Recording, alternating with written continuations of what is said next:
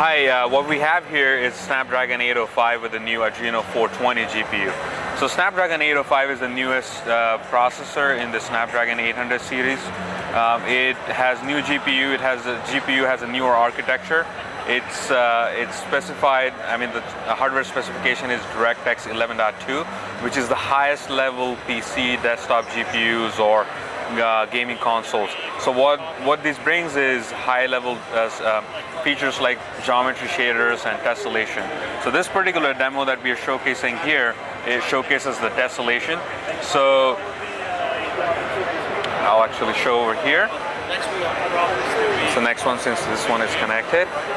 So if you go to the extreme left, this is how the geometry would look on Snapdragon 800.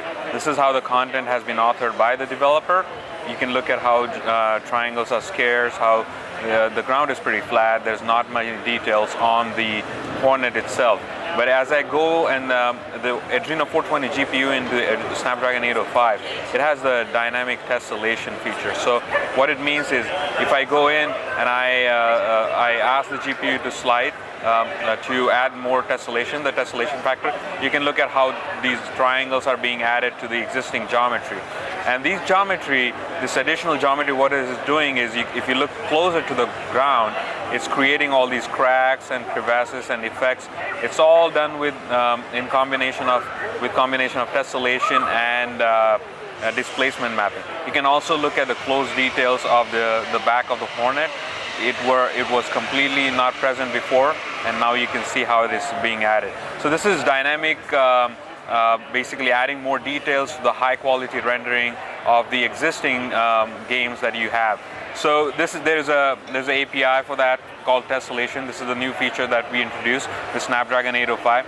And this is very commonly used on the highest end desktop PCs and gaming consoles. Now it is possible on mobile. So we've delivered on the promise of bringing the console quality graphics to mobile with this Snapdragon 805. So this is another demo that we have. This is a Unity-based demo. We call it Maroon.